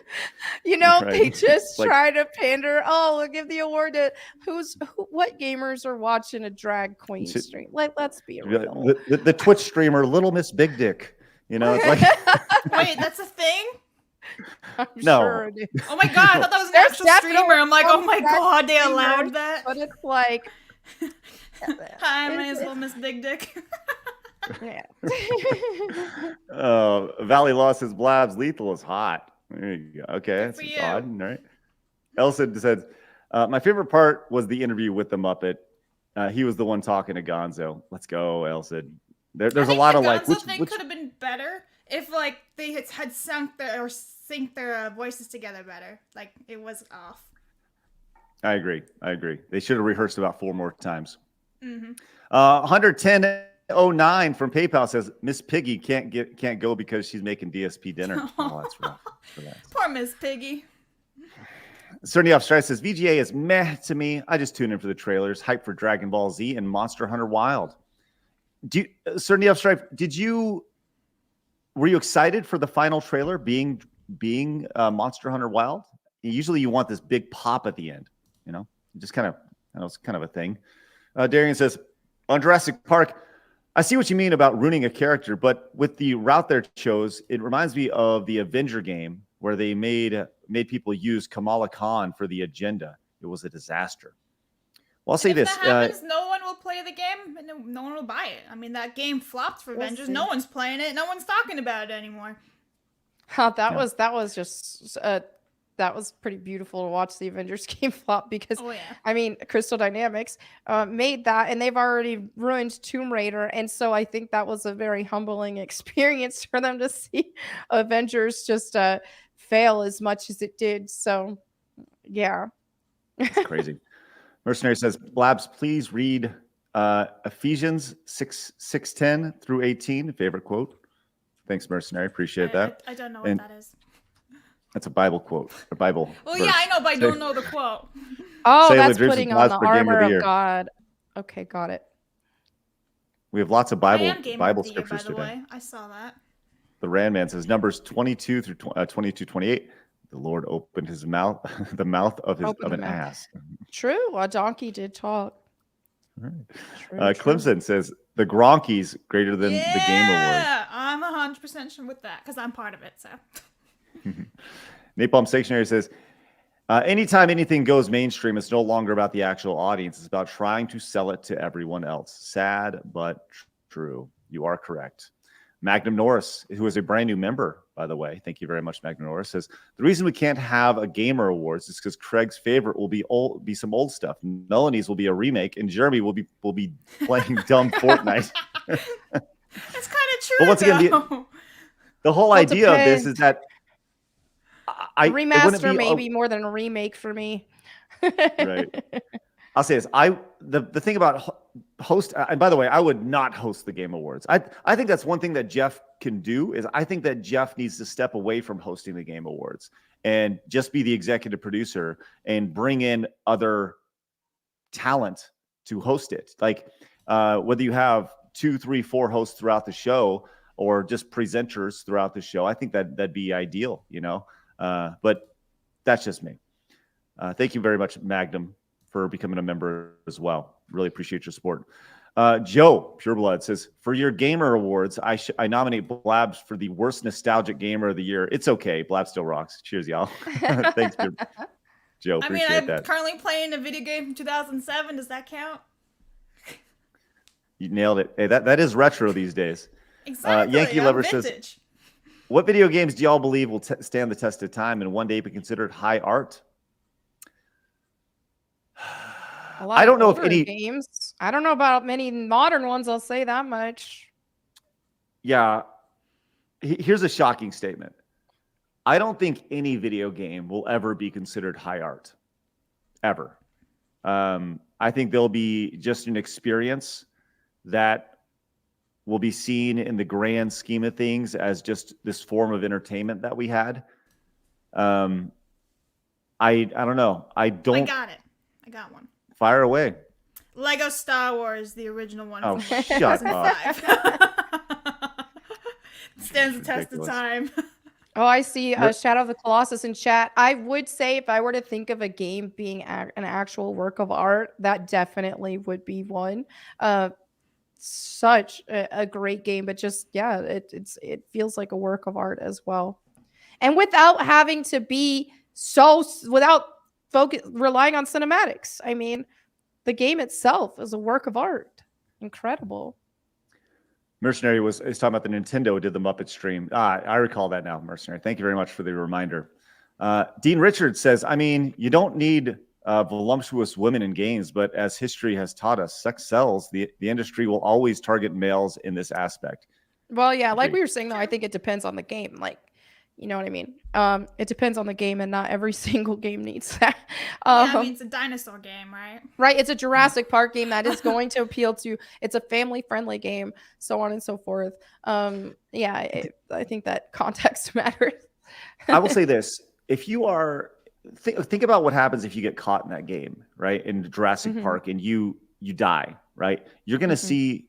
You don't want the lead character to be like too hot, because you don't want to see this like too hot protagonist getting ripped to shreds by a velociraptor. Like, no, what a waste! Boom. it's sad, you know, like some weirdos are into that. That's true. I kind of think with this Jurassic Park game, you're gonna be able to pick your character and create the whole like avatar thing and change the voice, and that's just the default that they went with for the trailer. Shay Madman said Iron Mouse has common variable immune deficiency and can't leave her house. I'm glad she won. Huh, that's kind of crazy. I'm asking because I legitimately don't know. Is Iron Mouse confirmed to be a girl? Because I don't know, that the voice was like really cartoony, and I don't know. I'm asking because the first time I heard of Iron Mouse was last night when Iron Mouse won the award. I'm asking because I legitimately don't know. Serenia Strife says, I don't think Monster Hunter Wild should have been the last trailer, but lots of Monster Hunter fans were waiting for Worlds 2, apparently, which is what Wilds looks to be. Thank you, Serenia Strife. Appreciate your input. And Magnum says, Jeff is gay. Thank you. All right. Potato Pat also became a member. Used their Prime sub over on Twitch. Thank you so much, Potato Pat. Always a pleasure, buddy. And Zifnab also did. Thank you, Zifnab. If you guys have that Amazon Prime, please use it on us. We greatly appreciate that. And Shane says, the real question is, can the new girl in Jurassic Park game run away from a T-Rex in heels? If not, I call shenanigans. Yeah, that was cool. All right. All right, let's get on to our next story. Guys, thank you very much for your support today. Appreciate everybody popping in. The Game Awards obviously there's a lot to talk about here, but I wanted to make sure we hit these couple quick hits because that's pretty much what we have here to finish up. Just a quick hit on the Jirard the Completionist story. Melanie, have you followed this story from beginning to end to where it's at right now? No. When we talked about it last week, that was the extent of all that I knew. I did read comments after. There were some things I didn't know, that apparently his family, the charity is run and operated by his family, unless I'm missing something, which I didn't know that. Yeah, there's a lot I don't know.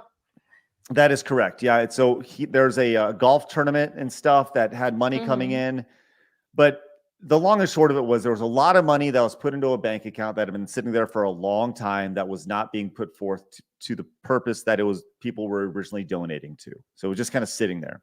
Right. So after Some Ordinary Gamers and Carl Jobst put together this investigation on the situation, there has been a resolution to this where a foundation out of Pennsylvania, I believe, King of Prussia, Pennsylvania. It's the Association for Frontemporal Degeneration, AFTD.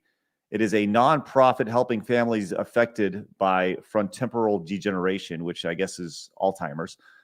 They announced that they received a $600,000 gift from the Open Hand Foundation. This was on December 4th. And that's pretty much it. So the money has been donated finally. But it just happened after they got all this backlash. Yes. Interesting. Yes. Okay. So that's exactly what happened. And so $600,000 has finally been donated, which still doesn't answer some of the questions of like where the golf money went. But Some Ordinary Gamer, Mudahar, put together a video on it, and it sounds like they're calling off the dogs on this, and they're no longer going to pursue this story, and this is a resolution that they're okay with.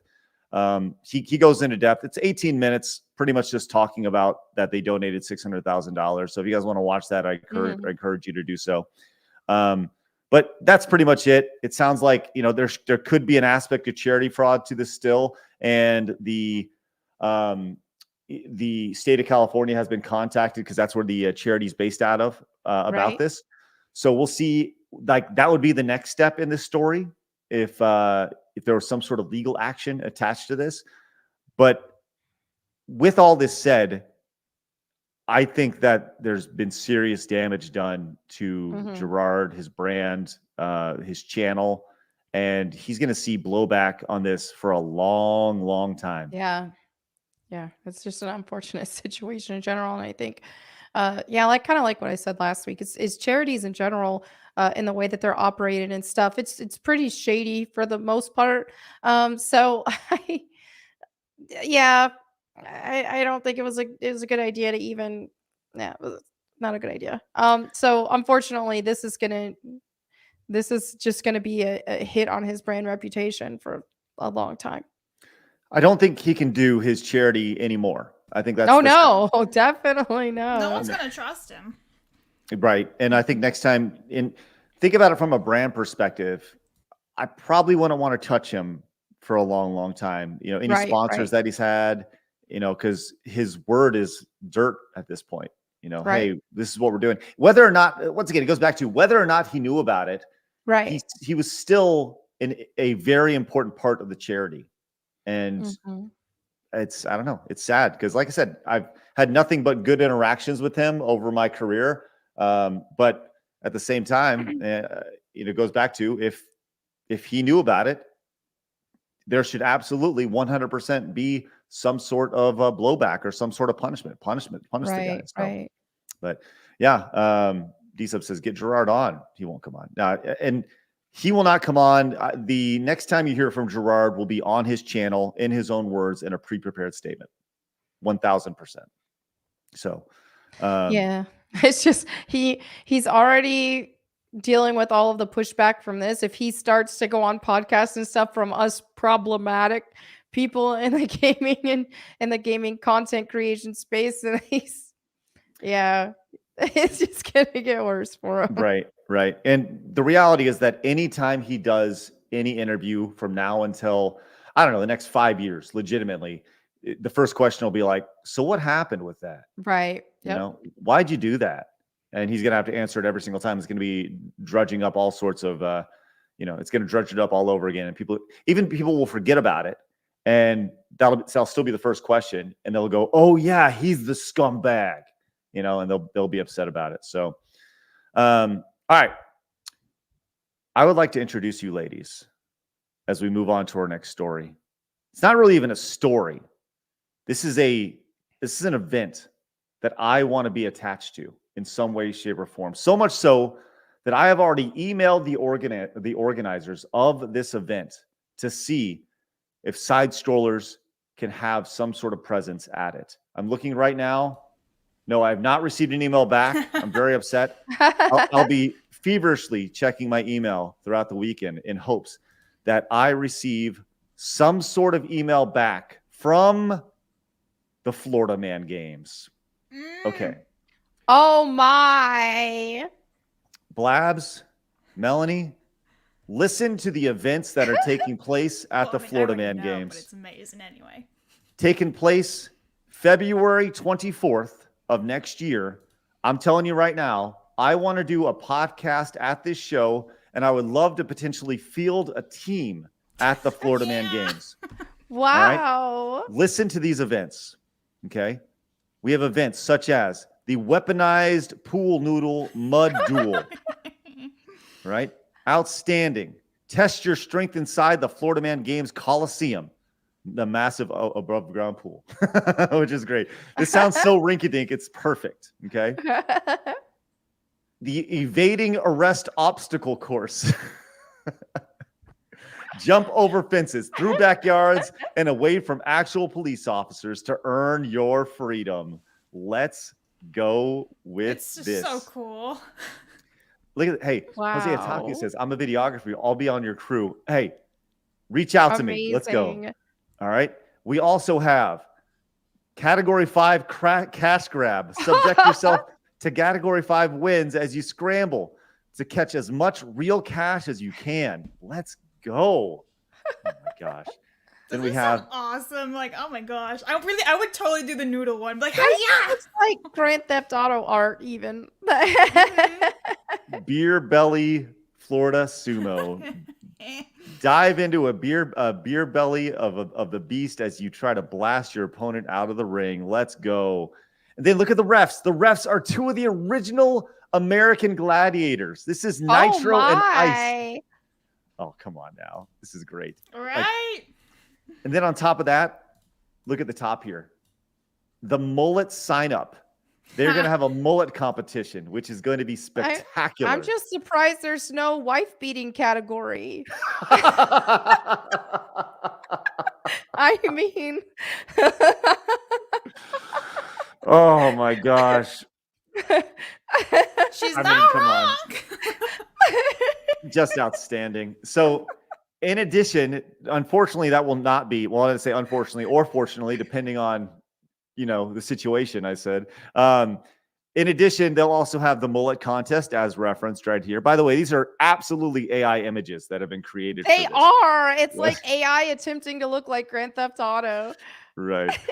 Then we have the Florida Ma'am Pinup Contest. That's funny. Which I like. Look at this.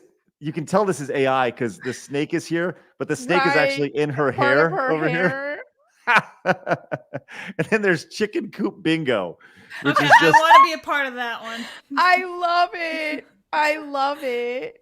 2 chickens will decide whether you win or lose in this fun, dirty game inspired by our Floridian family in places like DeLand, or I don't even know how to say these, where they literally do this for fun because they don't have cell phones yet, because they don't know cell phones exist. And then there'll be some sort of like fight. There'll be officers take on firefighters in the brawl for the badges. Let's go with this. So I'm just putting it out right now. I want to be involved in this in some way, shape, or form. I know as a Texan, right? I'm not a Floridian, but I would love to do a show and be there on Saturday, February 24th, and go to St. Augustine, Florida, which is on the East Coast, and maybe do a live podcast, maybe broadcast it in some way, shape, or form. I think it would be so fun. So fun to do. Right. And it's so on brand. It's so ridiculous and stupid and over the top. This is something that I can get behind over here. The Florida Man Games. So anyways, just want to give everybody a heads up. I need to go follow him over on Twitter. I'm pretty sure this is the first event that they've ever done, but I'd like to get on the ground floor with this insanity. So I love it. I think it's amazing. Blabs, great find. Great find. I think it was Dr. Rachel Lindbergh who's been on the show before. She had tweeted it out, and I saw it from her. So thanks, Rachel. I love it. Jen U Wine says, "Don't do it, Craig. It's woke." I don't think so. That does not look very. How does that look woke? I think that's just a joke. I hope so. Yeah, I'm sure it is. And James is right. You need to get Jeremy and Geeks and Gamers crew involved too. Right? They're too close not to be involved. For real? Yeah. Yeah. What if we have a side scrollers crew versus a Geeks and Gamers crew, or we combine their forces? Which side would I be on? Side gamers. What do we call side gamers? or a double agent. we Voltron it, and we all come together like the Power Rangers or something, and the Avengers style. Avengers. We create some sort of super team. Now we're talking. Like, oh man, we get Jay over there. We get Jay. We got Beardo. Can you fly me out? I want to come join. If this happens, Blabs, yes, there's a 98% chance I'll fly you out. Yes. No, you gotta sit home. Right. Yes. Oh my gosh. So, anyways, like that seems super fun, and I love that somebody's just doing it because why not? And we have to get the Bill Clinton kid to join us. What? Perfect. What would be his purpose of being there? It's the announcers. Ridiculous. Just the announcement. That's it. Oh, that'd be awesome. Maybe I can do the commentary of it. Just commentate all the events. It only takes place in one day. There's a lot of events happening in one day. Wow. So okay, it's crazy. So, hey, Northeast Video Gamer has subscribed with their Prime sub over on Twitch. Thank you very much. Greatly appreciate that. And Lawyer 147 also used their Prime sub. Hey, once again, use that Amazon Prime on us. We'd greatly appreciate it. Links in the description. Or just open a new window, twitch.tv/StutterandCraig. Gravy D came in as a member as well. Says Dead or Alive Extreme 3 is a work of art. there's definitely some physics attached to that. Mercenary says Disney is in legal trouble. $1 trillion trouble. What? Again? What? Yes. Okay. And Magnum came back, says the dude who hosted the Game Awards was super lame. Why do we listen to this clapping orangutan? Jeff Keighley, well, he's the originator. He's the guy who started the Game Awards. So he's been in the video game industry since he was like 15 years old. So that's why, because it's his show. That's why he's the host. Elite Neo says, Craig, given some antidotes, he was telling during the lawnmower stream, Drunk 3PO would be a shoo-in for the Florida Man game. Right? They definitely could do it. I I think I saw something about taking pictures with alligators as well, which sounds like super amazing. Yikes. I'll just eat them, though. It tastes like chicken. Really good. That's what everyone says. Cosmic Revolt says, have H Bomber Guy make a team and have war games. I need to find out who H Bomber Guy is. I'm not familiar with H Bomber Guy, at least off the top of my head. And Dean says, Wings, Boogie, and DSP Battle Royal at that event. The sumo beer one? No, just have them fight. Just get them, meet them in the ring and just have them fight. A noodle fight. Can you imagine? Ugh. Anyway. All right. All right. I got a sick kid. I got to get out of here. I got to make sure she's doing okay. She's been very patient as she's been watching movies as we've been chit-chatting about the Game Awards for a couple hours. Melanie, thank you very much for being on with us today. Do you have any videos that you want to promote or talk about before we say goodbye? Thank you for having me. I mean, I'm recovering from being sick and stuff, so I've got to get back in the swing of things starting today with my channels. But you guys can find me at Melanie Mac Go Boom and Bible Time with Melanie Mac. Awesome. Make sure you guys go find her. 13,000 subscribers on Bible Time with Melanie Mac. Yay! Congratulations to that. That's great. You. Way to go. Look at that. So once again, you. head it over and subscribe to the channels right there. There's Bible Time if you're into the Bible, which is good. And then you got Melanie Mac Go Boom, which for all her hot takes, listen to this. Leave Laura Croft alone. Let's go. Yes. And obviously you can find Bubba Bully Big Booty Blabs over here. Is that what they're calling you, Blabs? Okay, no, I don't really know who started. It was either Jay or Letha. At the same time, they're like, nope, Big Booty Blabs. And I was like, okay. And now it's just deformed into Bubba. Just a Bubba Blabs.